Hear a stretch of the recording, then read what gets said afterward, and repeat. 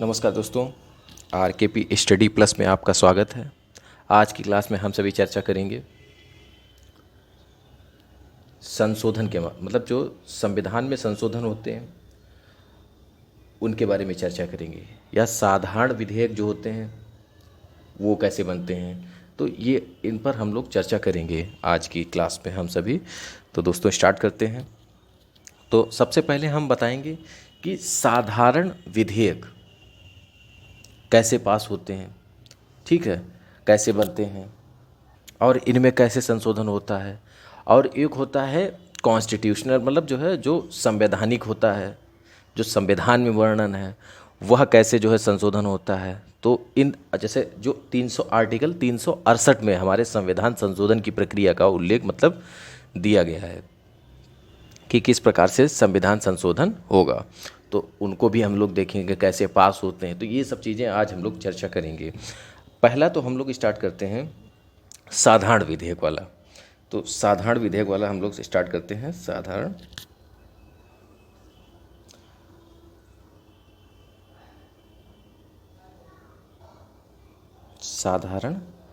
विधेयक, जिसको कहते हैं सिंपल बिल। सिंपल बिल, इसके तहत क्या होता है दोस्तों, इसमें इसका प्रयोग साधारण कानून बनाने के लिए होता है। साधारण कानून से तात्पर्य हमारा क्या है कि जैसे आरटीआई, ठीक है, जैसे 2005 में इसको बनाया गया था यह बिल, साधारण बिल। तो इसमें क्या है, जैसे इसके अंतर्गत क्या है वो हम नहीं बताएंगे, लेकिन हम ये बताएंगे कि यह एक साधारण बिल है, ठीक है। और उसके बाद आरटीआई हो गया, खाद्य सुरक्षा कानून हो गया, ये सब क्या है, खाद्य सुरक्षा कानून, खाद्य सुरक्षा कानून, ठीक है। फूड सिक्योरिटी एक्ट 2013 का जो है। तो ये सब क्या है, ये साधारण विधेयक हैं। इनको पास करने का जो है संसद में जब ये बिल रखा जाता है तो ये किस प्रकार से पास होता है, तो इनकी हम चर्चा सबसे पहले कर लेते हैं, साधारण विधेयक की। फिर विशेष विधेयक जो होंगे उनको हम लोग बाद में चर्चा करते हैं, ठीक है। तो स्टार्ट करते हैं। इसमें क्या होता है कि जैसे जो सामान्य विधेयक होता है उसको क्या किया जाता है, किसी भी सदन में पहले रखा जा सकता है, ठीक है। सदन से तात्पर्य है जैसे लोकसभा और राज्यसभा, ठीक है, लोकसभा या राज्यसभा, ठीक है। तो ये दो सदन हो गए और फिर फाइनली राष्ट्रपति के पास जाता है, ठीक है। लेकिन हम अभी लोकसभा और राज्यसभा की बात कर लेते हैं। जैसे इन दोनों सदनों की वो कह रहा है बात, किसी में भी मतलब रखा जा सकता है। साधारण विधेयक जो सिंपल बिल होता है उसको किसी में भी रखा जा सकता है। जैसे अब देखिए, किसी में भी रखा जा सकता है। सामान्यतः राष्ट्रपति की पूर्व अनुमति की आवश्यकता नहीं होती है इसमें। साधारण विधेयक में यह दोस्तों ध्यान रखना है कि राष्ट्रपति की पूर्वानुमति की जरूरत नहीं होती है। फिर उसके बाद चलो ये कन्फर्म हो गया। अब हम लोग मान लो एक जो है विधेयक, साधारण विधेयक लेते हैं और उसको प्रोसेस देखते हैं कैसे वो पास होगा। उसको हम लोग क्या करते हैं, पहले लोकसभा में रख देते हैं बिल को हमने उठाया और लोकसभा में रख दिया। अब इसमें 3 वाचन होते हैं, 3 वाचन। अब ये तीनों वाचनों को आपको समझना है। प्रथम वाचन क्या होता है, पहले वाचन में क्या होता है, इसमें सदन के भीतर विधेयक को रखने की अनुमति प्राप्त की जाती है। मतलब सदन का मतलब लोकसभा, जैसे हमने लोकसभा में रखा तो लोकसभा में इसको रखने की अनुमति लेनी होती है। अनुमति मिलने के बाद भारत सरकार के गजट में प्रकाशित कर दिया जाता है। भारत सरकार के पहले तो अनुमति लेंगे, ठीक है, किससे, लोकसभा से। फिर उसके बाद भारत सरकार के गजट में रखा जाएगा, इसको प्रकाशित किया जाएगा, मतलब ठीक है, प्रकाशित कर दिया जाएगा। विधेयक को सदन में रखने के 2 दिन पहले इसकी प्रति सदन के सदस्यों को उपलब्ध करा दी जाती है। मतलब इसकी जो फोटोकॉपी है वो सदन के सदस्यों को उपलब्ध करा दी जाती है ताकि वो भी पढ़ सके इसमें विधेयक में क्या है, ठीक है। यानी फिर से एक बार समझ लीजिए, विधेयक को सदन में रखने के 2 दिन पहले इसकी प्रति सदन के सदस्यों को उपलब्ध करा दी जाती है ताकि सदन में वो डिबेट कर सके, चर्चा कर सके। ठीक है, तो अब ये हो गया। अब दूसरा वाचन क्या होता है? दूसरे वाचन में इसमें आपको बता दिया, अनुमति ली जाती है, भारत सरकार के गजट में प्रकाशित कर दिया जाता है। दूसरा वाला पॉइंट क्या है? दूसरा मतलब पॉइंट का मतलब दूसरा वाचन, द्वितीय वाचन जो होता है, इसमें विधेयक के मौलिक सिद्धांतों पर चर्चा शुरू होती है। जो विधेयक है मौलिक सिद्धांत, मौलिक सिद्धांतों पर चर्चा होती है। यदि सदन में हंगामा होता है, यदि अब जैसे मौलिक सिद्धांतों पर चर्चा हुई और कभी कभी नहीं भी होता है हंगामा, जैसे मान लीजिए बिल लोकसभा से पास हो गया, फिर राज्यसभा में जाएगा, वो प्रक्रिया बाद में। अब यहाँ पर एक कंडीशन ये भी तो बन सकती है कि हंगामा हो जाए, और यदि हंगामा हो गया तो उस कंडीशन में क्या होगा? यदि हंगामा हो जाता है सदन में, ठीक है, तो हंगामा होने के बाद क्या होगा? इसको समिति अवस्था में आ जाएगा, यानी समिति अवस्था में, समिति अवस्था। और यदि अगर हंगामा नहीं हुआ तो पास हो गया तो क्या हो जाता है? रिपोर्ट अवस्था में आ जाता है। एक बार फिर से बहुत सिस्टमेटिक तरीके से समझ लेते हैं, बहुत इंपॉर्टेंट पॉइंट है जो आप समझ रहे हैं। एक बार समझ लेंगे आप कभी नहीं भूलेंगे, ये ध्यान रखिएगा। इसीलिए आप बहुत केयरफुली एक बार समझ लीजिएगा। जैसे क्या हुआ कि किसी विधेयक को लोकसभा में रखा गया और उस पर कोई हंगामा नहीं हुआ, वह पास हो गया। साधारण बहुमत का मतलब होता है उपस्थित मतलब जो सदस्य हैं, ठीक है, जो सदस्य हैं उनका जो है उपस्थित सदस्य का आधा प्लस एक, यानी सिंपल बिल क्या होता है? उपस्थित सदस्य कितने, मतलब जो भी सदस्य हों और उपस्थित हों, उपस्थित सदस्य और का आधा और प्लस एक। ठीक है, ये भी बताएंगे किस तरीके से जो है सिंपल मेजोरिटी होती है, विशेष मेजोरिटी होती है, क्या होता है।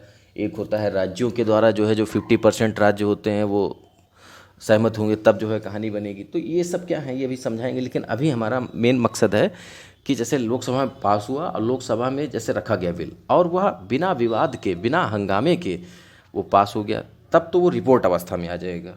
हमने क्या बताया? रिपोर्ट अवस्था में। यदि उसमें हंगामा हुआ तो समिति अवस्था में आएगा, और समिति अवस्था में दो अवस्थाएं होती हैं। इसमें देखिए क्या होता है, इसमें एक होता है प्रवर समिति या प्रवर, ठीक है, प्रवर समिति, ठीक है। एक होता है संयुक्त प्रवर समिति, तो ये दो प्रकार की हमने बताई। समिति अवस्था में अगर आएगा तो इसमें क्या होगा? इसमें देखिए प्रवर समिति में 30 सदस्य होते हैं, 30 सदस्य, सभी सदस्य लोकसभा के होते हैं, लोकसभा, ठीक है। LS का मतलब हमने लिख दिया है लोकसभा, ठीक है। तो यानी जो 30 सदस्य प्रवर समिति में होते हैं या 30 सदस्य जो होते हैं वो लोकसभा से होते हैं। लोकसभा में हंगामा होने पर इसमें भेजा जाता है, ये ध्यान रखना। प्रवर समिति में लोकसभा में यदि हंगामा हुआ है तो इसमें भेजा जाएगा। यदि राज्यसभा में हंगामा हुआ है उस स्थिति में कहाँ भेजा जाएगा बिल को? तो इसमें 30 सदस्य प्लस लोकसभा के 15 सदस्य, ठीक है। 30 सदस्य लोकसभा से और प्लस दोस्तों इसमें क्या है, 30 सदस्य होते हैं लोकसभा के और 15 सदस्य होते हैं राज्यसभा के। तो इस तरीके से 45 सदस्य बनते हैं, ठीक है, 45 सदस्य बनते हैं। और इसमें जैसे हंगामा होता है राज्यसभा में, इसकी कंडीशन ये होती है, ये इसमें हंगामा चाहे राज्यसभा का हो और चाहे लोकसभा हो, किसी का भी रखा जा सकता है हंगामा।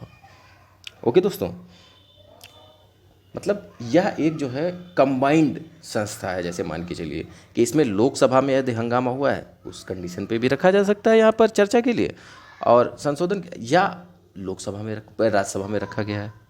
लेकिन जो प्रवर समिति है इसमें केवल लोकसभा में यदि हंगामा हुआ है उस कंडीशन में उस बिल को दिया जाएगा निरीक्षण के लिए। ओके दोस्तों, और फिर उसके बाद जो है समिति क्या करेगी?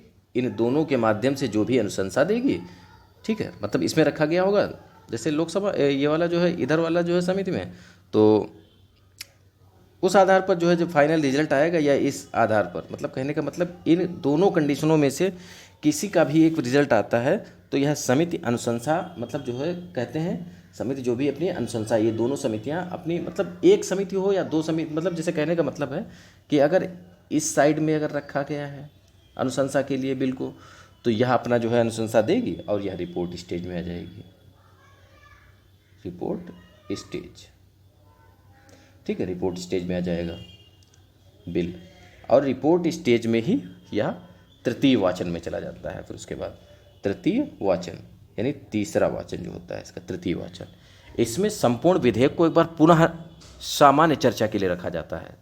जैसे जब अब जो है इसको जो तृतीय वाचन होता है इसमें संपूर्ण विधेयक को एक बार पुनः सामान्य चर्चा के लिए रखा जाता है।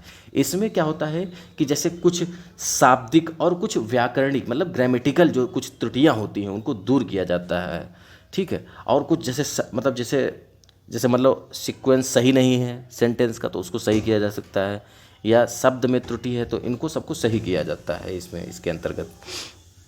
तो यह हो गया तृतीय वाचन। इसमें कोई मतदान नहीं होता है। अगर क्वेश्चन पूछ दे कि किस में मतदान नहीं होता है तो वह तृतीय वाचन है, इसमें कोई मतदान नहीं होता है। इसके बाद स्पीकर का हस्ताक्षर होता है। जैसे मान लीजिए अब तृतीय वाचन हो गया, तृतीय वाचन जो हो गया, इसके बाद क्या होगा, स्पीकर, लोकसभा स्पीकर, मतलब लोकसभा स्पीकर या जहाँ का स्पीकर है, जैसे राज्यसभा में प्रस्तुत हुआ तो राज्यसभा का, ठीक है, राज्यसभा में सभापति होता है, ठीक है, तो लोकसभा मान लीजिए, लोकसभा का स्पीकर हस्ताक्षर करेगा। इसके बाद विधेयक राज्यसभा में जाएगा।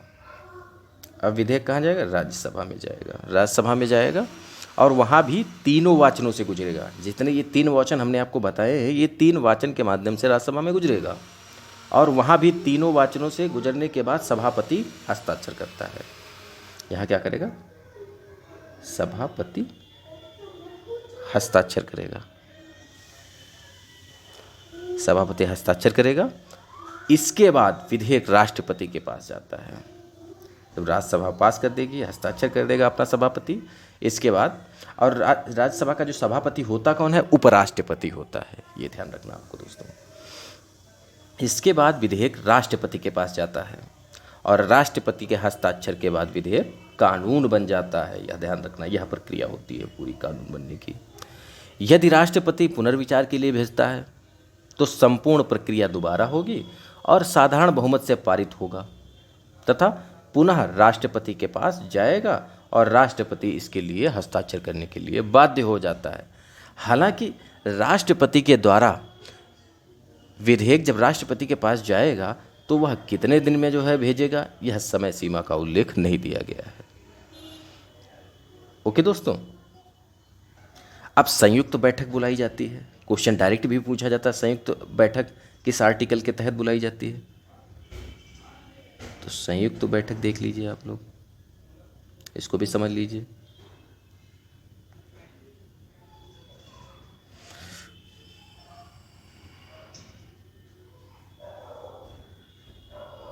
संयुक्त बैठक आर्टिकल 108, इसके तहत क्या होता है, इसका प्रयोग साधारण विधेयक तथा कुछ वित्त विधेयकों के संदर्भ में किया जाता है। फिर से एक बार बता दें कि साधारण विधेयक और कुछ वित्त, मतलब जैसे ऐसे मान के चलिए कुछ वित्त विधेयकों के संदर्भ में किया जाता है। इसकी तीन शर्तें होती हैं, तीन शर्तें। प्रथम शर्त क्या है, तीन शर्तें। प्रथम शर्त जो है, यदि सदन द्वारा पारित किया गया और दूसरे सदन ने पारित नहीं किया, यानी एक सदन ने पास किया और दूसरे सदन ने पास नहीं किया, यानी प्रथम सदन और द्वितीय सदन हम लिख लेते हैं, इसमें पास और इसमें नो पास, उस कंडीशन में यह प्रथम कंडीशन हो गई। द्वितीय मतलब जो है संयुक्त अधिवेशन या संयुक्त बैठक बुलाई जा सकती है। दूसरा, प्रथम सदन द्वारा पारित विधेयक पर प्रथम सदन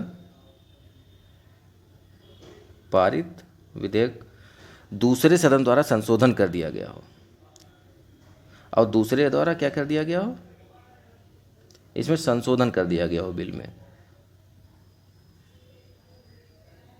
संशोधन कर दिया गया हो।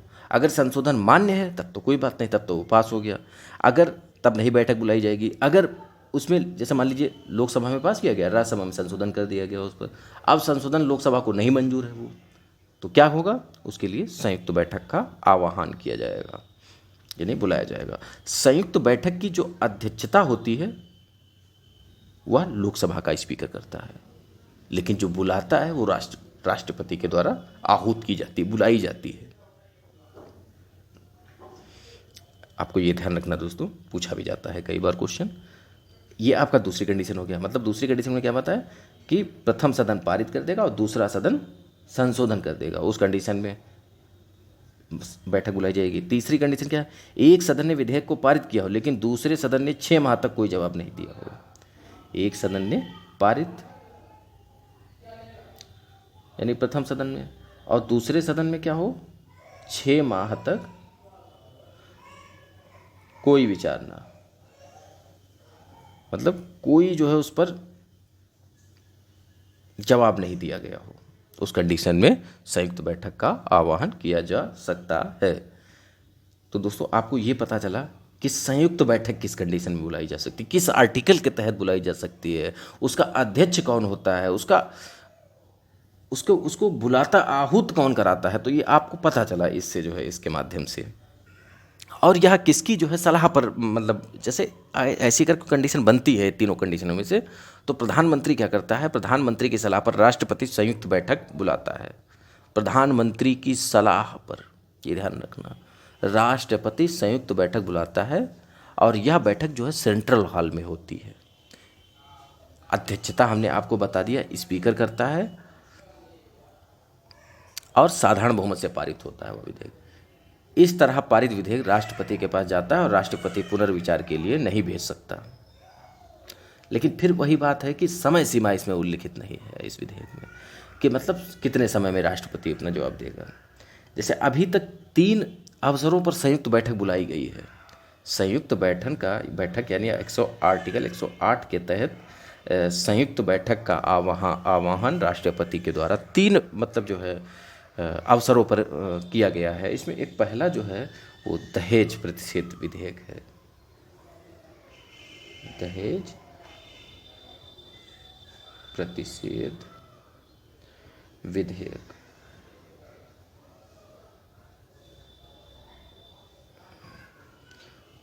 दहेज प्रतिषेध विधेयक, यह 1959 में, ठीक है, 1959 में पास हुआ था।